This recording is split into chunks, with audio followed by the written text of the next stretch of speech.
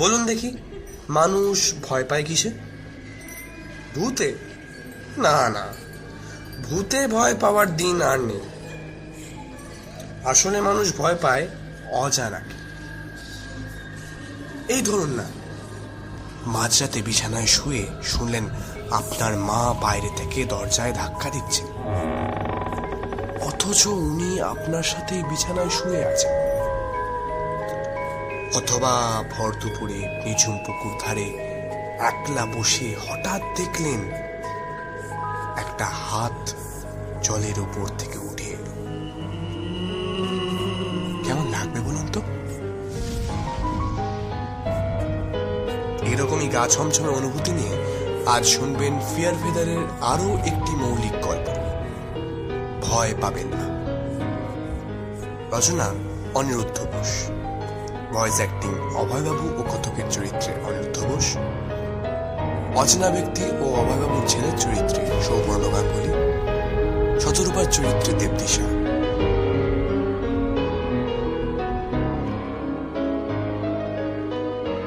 পয়লা মানে কিন্তু একলা, তাই সাহস দেখিয়ে আজ অন্তত একলা কোথাও যাবেন না কিন্তু। চলুন সবাই মিলে আজকে যাই অজানাকে জানবার অভিযান, যার নাম ভয় পাবেন না।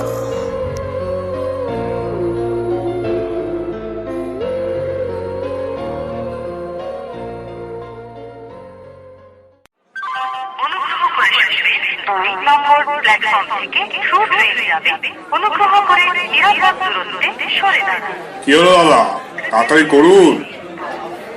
হ্যাঁ হ্যাঁ, এই তো। কোথায় গেল? আপনি কিন্তু বড্ড দেরি করছেন। কি হলো? আরে আদৌ কেটেছেন তো? আরে হ্যাঁ হ্যাঁ, দাঁড়ান দাঁড়ান, এই তো এখানে চলছে। কোথায় গেল? অভয়বাবু কিছুতেই তার ট্রেনের টিকিটটা খুঁজে পাচ্ছিলেন না। এটা ওনার বরাবরের সমস্যা। অফিসের কাজ বাদে প্রায় সবকিছুই তিনি ভুলে যান। এই নিয়ে রোজকার জীবনে কম বিপদেও পড়েন না।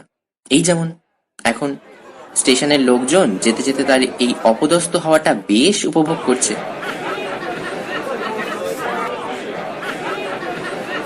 শেষ অব্দি ফাইন মিটিয়ে কোনো রকমে বেরিয়ে এলেন অভয়বাবু। নিম্নচাপের জন্য সকাল থেকেই টিপ টিপ করে বৃষ্টি হচ্ছে। এখন তার সাথে বেশ জোর হাওয়াও চলছে। এবার বৃষ্টির তোড়টাও বেড়েছে বলে মনে হলো। অফিসের কাজে একজন ক্লায়েন্টের সাথে দেখা করতে হবে তাকে। অফিসে গিয়ে হুকুম পেয়েই 1:20 মেল এক্সপ্রেস ধরে আসানসোলে গাড়ি বদল করে ঝালিদা নামতে নামতে প্রায় 10:15। এখন তো তাকে রাতটা কোনো হোটেলেই কাটাতে হবে, কিন্তু এই বৃষ্টিতে কি করেছে হোটেল খুঁজবেন? বাইরে একটা রিক্সা অব্দি নেই। অভয়বাবু ব্যাগ হাতড়ালেন। ছাতাটা কোথায় গেল?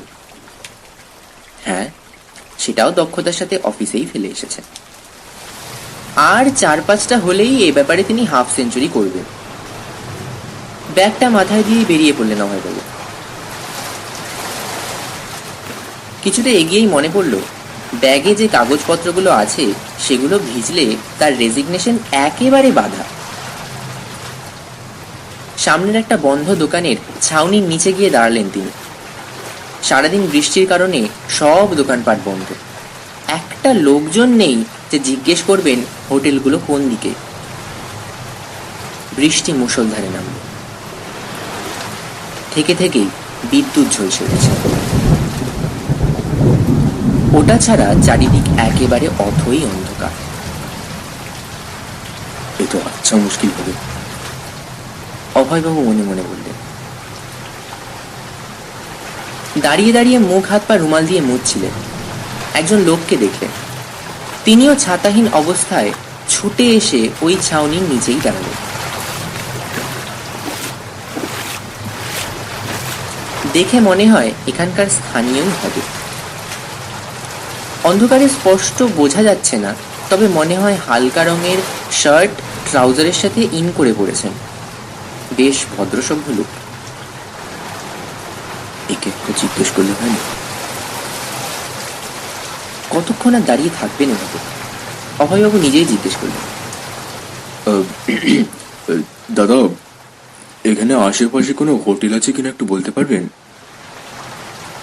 ভদ্রলোক অদ্ভুতভাবে তাকালেন, তারপর একটু হেসে বললেন, প্রথম এলেন? আগে বলছি এখানে প্রথম এলেন? আহ, আগে হ্যাঁ। সেই জন্যে দেখুন, হোটেল এখান থেকে প্রায় 15 কিলোমিটার দূরে। দেখছেন তো কি অবস্থা, এখন একটা সাইকেলও পাবেন না যাওয়ার জন্য। অভয়বাবু বড্ড অসহায় বোধ করলেন। এই বৃষ্টির মধ্যে তো স্টেশনেও রাত কাটাতে পারবেন না, ঠিকঠাক সিঁড়ি নেই তো ওয়েটিং রুম তো দূরের কথা। তা মশাই আসছেন কোথা থেকে? অভয়বাবু একবার ভাবলেন, বলবো তারপর ভাবলেন, কি আর হবে। মুখে বললেন, বাড়ি ধর্মতলা অফিসে আর কি, কাজেই আসতে হলো। ও, তাহলে তো আর ফিরতেও পারবেন না। দেখুন, বৃষ্টি থামলে যদি কিছু পান। আচ্ছা, আপনি কোথায় থাকেন? আমি আমি তো এখানেই থাকি। এখানে বছর 2 আগে একটা বাড়ি কিনেছিলাম, তো সেখানে আর থাকতে পারলাম না। হ্যাঁ, এখন একটা অ্যাপার্টমেন্টে ভাড়া থাকি আর কি। বাড়ি থাকতে ভাড়া? বলেই মনে হলো, ইস, একটা ভুল প্রশ্ন করে ফেললেন, কোনো ব্যক্তিগত সমস্যাও তো হতে পারে। ভদ্রলোক কিন্তু একটুও বিরক্ত বোধ করলেন না, বরং হেসে বললেন, বললে বিশ্বাস করবেন না, ভাববেন নেশা ভাঙ করে আছি বোধহয়। না না, এই তো দিব্যি কথা বলছেন, ওসব কেন ভাববো? কেন থাকতে পারিনি বলতে গেলে তো অনেক কথাই বলতে হয়। তা বলুন না হয়। এই বৃষ্টিরও বোধ হয় খুব একটা থামার দ্বারা নেই। ভদ্রলোক হঠাৎ খুব সিরিয়াস হয়ে বললেন, আপনি কখনো কোনো হন্টেড বাড়িতে থেকেছেন? হঠাৎ অনেকগুলো স্মৃতি অভয়বাবুর চোখে ভেসে উঠল। বরাবরই তার এসব বিষয়ে আগ্রহটা অতিরিক্ত। একবার কেন, বহুবার কলকাতার আনাচে কানাচের সমস্ত ভৌতিক অপবাদ পাওয়া বাড়িগুলো তিনি চষে ফেলেছেন, কিন্তু সত্যি বলতে কি, স্ট্রিক্ট প্রুফ কিছু পাননি কখনো, ওই অস্পষ্ট অনুভূতি ছাড়া। অভয়বাবু মুখে বললেন, হ্যাঁ মানে তা থেকেছি কয়েকবার, শখে মানে। সত্যি বলতে 6 মাস পারবেন থাকতে একটানা? কথাগুলো বড্ড কাটা কাটা শোনালো ভদ্রলোকের। অভয়বাবু জোর চমকেছেন। লোকটা বলে কি? মুখে বললেন, আপনি 6 মাস থাকতে গেলেনই বা কেন? অদ্ভুত। বিশ্বাস হচ্ছে না তাই না? ভাবছেন নেশা করে গাল গল্প করছি। আগেই বলেছিলাম। অভয়বাবু বুঝলেন এইভাবে রিয়্যাক্ট করাটা তার উচিত হয়নি, আগে শোনাই যাক না কি বলে। না না, সরি, আমি সেটা বলতে চাইনি। মানে আপনি যখন জানতেনই যে মানে, তাহলে কেন থাকতে গেলেন? তাহলে একদম প্রথম থেকেই বলতে হয়। শুরু করুন। মেজাজটা জমে উঠল। অভয়বাবু খাতাগুলো ফুল স্লিপ করে নিলেন, আরেকবার জোরে আকাশ ঝলসে উঠল।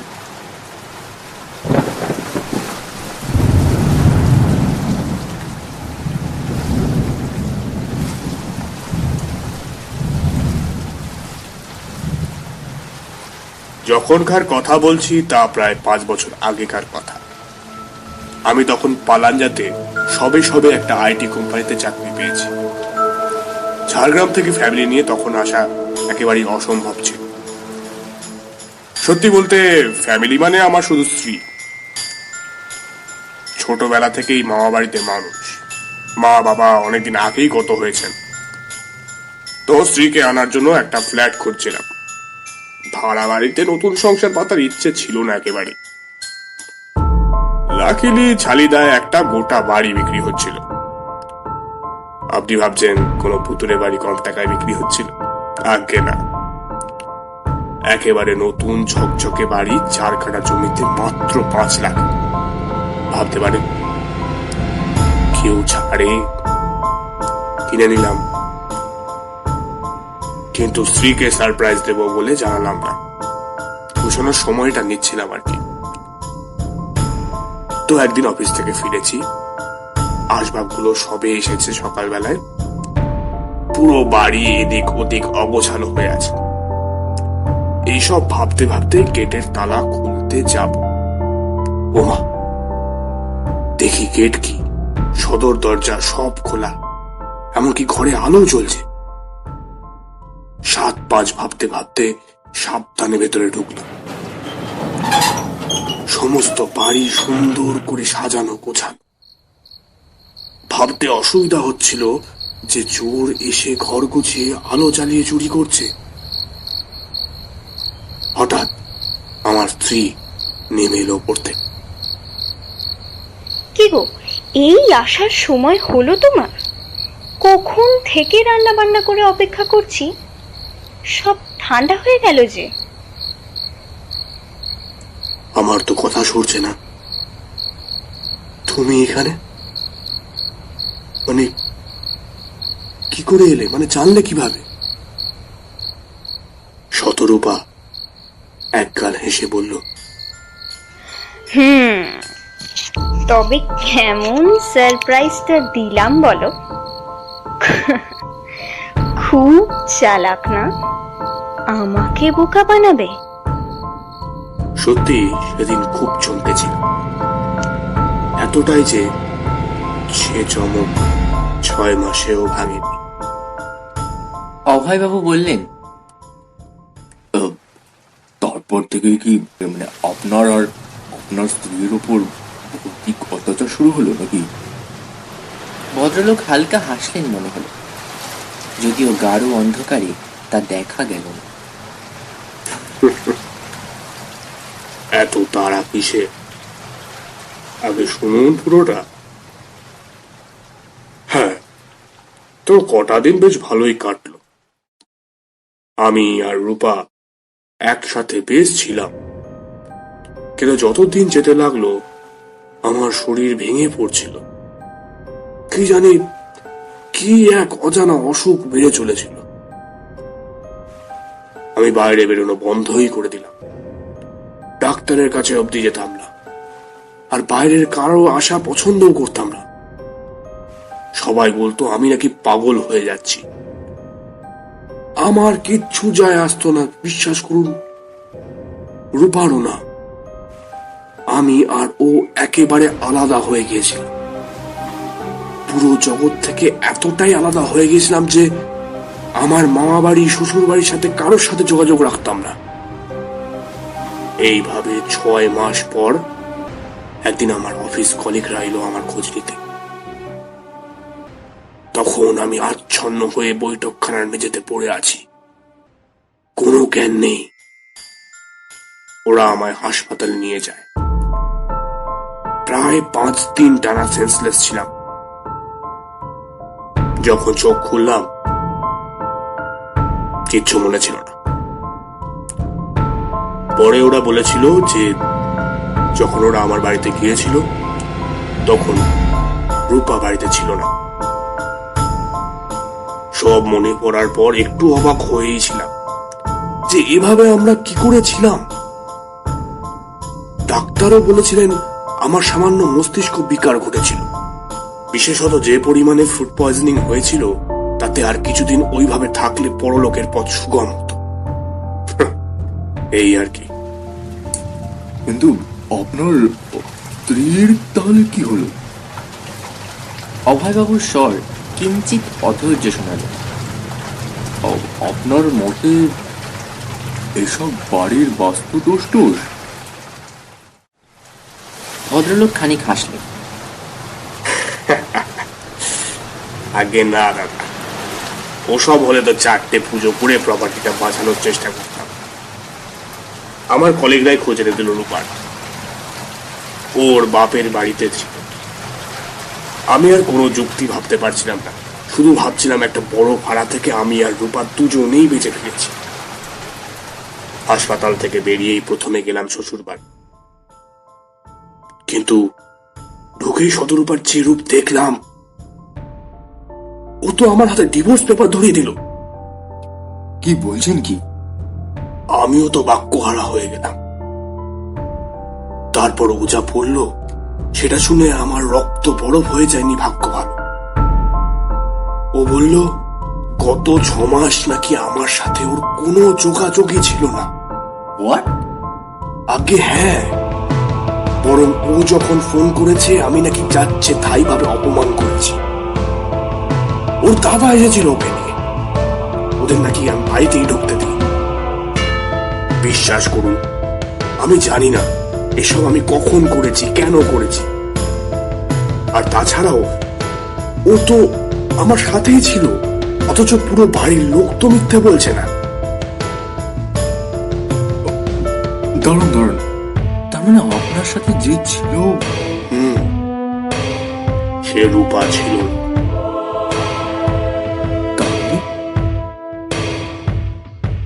একটা দীর্ঘশ্বাস ফেলে বললেন, তাহলে কি জানি না, জানি না আর জানতেও চাই না। তারপর থেকে আর ও বাড়ি না আমি হয়েছি না আমার স্ত্রী।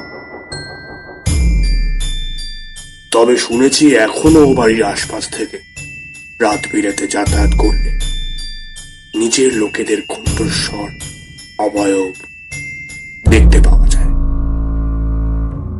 এই অবধি বলে ভদ্রলোক থামলেন। বৃষ্টির তোড়টাও কমে এসেছে, ফুরফুরে একটা হাওয়া চলছে।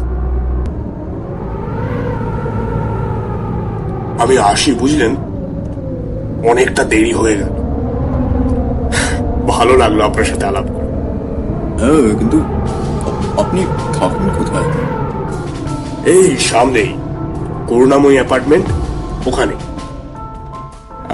আপনি আছেন তো 2-3 দিন, দেখা করে যাবেন। আর হ্যাঁ, আমার আগের সেই বাড়িটাও দেখাবো, এই বাম দিকে 2 মিনিট মাত্র রাস্তা, দেখেই চেনা যায়। অভিশপ্ত বাড়ির আশেপাশে কোনো জনমনীষী থাকে না। আচ্ছা, আপনি দেখুন, ওই রাস্তা ধরে এগোলে টোটো পেয়ে যাবেন হয়তো, সেই পৌঁছে দেবে কোনো এক হোটেলে। আসি, ভালো থাকবেন। এক নিঃশ্বাসে কথাগুলো বলে হন্তদন্তভাবে চলে গেলেন ভদ্রলোক, এবং অভয়বাবু তার স্বভাব মতোই ঠিক তারপরেই অনুভব করলেন যার সাথে এতক্ষণ কথা হলো তার নামটাও জানা হয়নি আর নিজের নামটাও জানানো হয়নি। অগত্যা কি আর করা। ফোনটাও বন্ধ, তাই টাইমটা না জানলেও উনি আন্দাজ করলেন যতটা রাত হয়েছে তাতে আর কোন রকম বাহনের আশা করা বৃথা। বৃষ্টি যখন কমেই গেছে স্টেশনেই রাতটা কাটিয়ে দেবে। কিন্তু তার আগে অভয়বাবুর খানিক ইচ্ছে হলো সেই বাড়িটা একবার দেখে আসেন।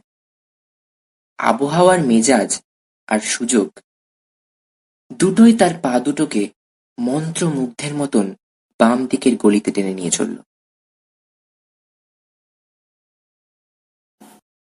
মেঘের আড়াল সরে গিয়ে চাঁদ উকি দিচ্ছে। শিরশিরে একটা বাতাস অভয়বাবুর ভিজে শরীরের উপরে হাড় কাঁপানো অনুভূতি দিচ্ছে, যদিও সেটা ঠান্ডার না ভয়ে অভয়বাবু নিজেও জানেন না।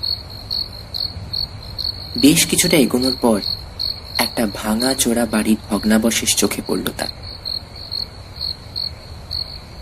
বছরে এই অবস্থা? নিশ্চয়ই ঠিক মতো সারানোর সময়টাও পাননি ভদ্রলোক। বাড়ির সামনের রাস্তায় চারিদিক বট অসত্যের ঘন ছায়া, কিন্তু বাড়িটা চাঁদের আলোয় মায়া মায়া দেখাচ্ছে। স্পষ্ট কিছুই দেখা যায় না। অনেকটা জায়গার মাঝে দ্বীপের মতন জেগে আছে কটা খাড়া দেওয়াল আর চারিদিক ভাঙাচোরা পাঁচিলের কঙ্কাল। সামনে একটা জংধরা গেট। অভয়বাবুর বুক ঠিক ঠিক করছে। তিনিও কি তার কোনো চেনা মানুষের মিথ্যে মোহ অনুভব করবেন? এত সৌভাগ্য কি হবে তার? কার হবে সেই মোহ? জীবিত নাকি মৃত কোনো আত্মীয়? নার্ভে এখনো আগের মতন জোর আছে তো? সহ্য করতে পারবেন তো? এসব ভাবতে ভাবতেই গেটটায় হাত রাখলেন অভয়বাবু। সামান্য ঠেললেন, ক্যাচ করে একটা শব্দ, আর সঙ্গে সঙ্গে মাথায় তীব্র একটা আঘাত, একটা চাপা আর্তনাদ। আহ! তারপর সব অন্ধকার।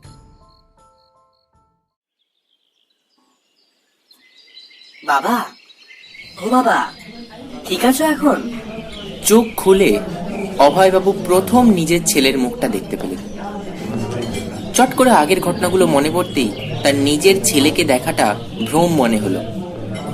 যদিও ভ্রম যে নয় তা খুব শিগগিরই বুঝতে পারলেন যখন দেখলেন যে তিনি শুয়ে আছেন হাসপাতালের বেডে। প্রথমে তিনি কিছুই বুঝে উঠতে পারছিলেন না। তারপর শুনলেন রাতে নাকি তার মাথা কোনোভাবে ফেটে যায় ও রাস্তায় এক লোক দেখে তাকে হাসপাতালে নিয়ে আসে ও বাড়িতেও খবর দেয়। অভয়বাবু বুঝলেন ওইভাবে নিঝুম রাতে ওরকম জায়গায় যাওয়াটা একেবারেই অবিবেচকের মতো কাজ হয়েছে। আরে তোর মা কোথায়? মা আসছে। আমি তো সকাল সকাল খবর পেয়ে ছুটলাম। এসব কি করে হলো বাবা? আমার তো কিছুই মনে পড়ছে না। আরে আমায় যে ভর্তি করে দিয়েছে সে চলে গেছে? না না, ওই কাকু বাইরেই আছে। দাঁড়াও, ডাকছি। একজন মধ্যবয়স্ক লোক ঢুকলেন।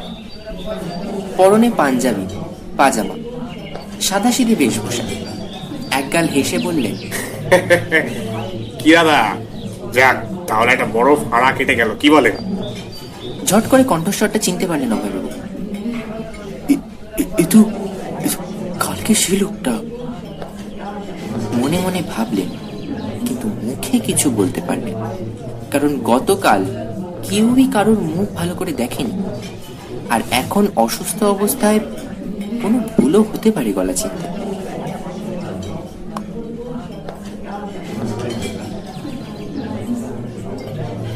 যাক, এতক্ষণ আপনার কুশল সংবাদের অপেক্ষায় ছিলাম। ও হ্যাঁ, আপনার মানি ব্যাগটা। বলে মানি ব্যাগটা এগিয়ে দিলেন। আপনাকে যখন দেখতে পাই তখন পাশে পড়েছিল, বুঝলেন? ওদিকে অভয়বাবুর ছেলের একটা ফোন এলো। হ্যাঁ মা, হ্যাঁ বলো। বলে সে বেরিয়ে গেল। ভদ্রলোক তার মুখটা অভয়বাবুর কানের কাছে এনে ফিসফিস করে বললেন, আপনাকে তো বলেছিলাম রাতে ওদিকটায় যাবেন, তাও গেলেন। যাকে ভালো থাকবে। আর হ্যাঁ, রাত বিরেতে যাতায়াত করতে হয়, যার তার কথায় অকারণে ভয় পাবেন না। তারপর উঠে দাঁড়িয়ে বললেন, আচ্ছা তাহলে হয় বাবু, চলি। হ্যাঁ, ভালো থাকবেন। অভয়বাবু কিছুই বলতে পারলেন না। ভদ্রলোক চলে গেলেন। উনি মানি ব্যাগটা রাখতে গিয়ে কেমন যেন হালকা হালকা মনে হতেই সেটা খুলেই দেখলেন সব ফাঁকা, ধু গড়ের মাঠ। অন্তত 1000-5 তো ছিলই, আর তারই সাথে এটিএম কার্ডটাও নেই। অভয়বাবুর এও মনে পড়ল ভুলে যাওয়া অভ্যেসের জন্য তিনি তার পিনটাও টুকে রেখেছিলেন একটা ছোট্ট কাগজে, সেটাও উধাও। অভয়বাবুর মাথায় বজ্রাঘাত। তাহলে তাহলে ওটাই একটা ফাঁদ ছিল। বাইরে থেকে তখন তার ছেলের উত্তেজিত স্বর ভেসে আসছে। কি বলছো কি মা? কি করে হলো এসব? অভয়বাবু জানেন এই বিস্ময় কিসের। তার অ্যাকাউন্টের আর 1 কানাকড়িও অবশিষ্ট নেই।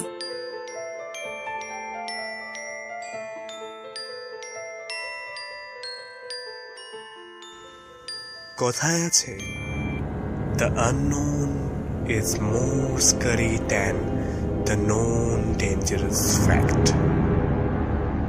কেমন লাগলো ভয় পাবেন না।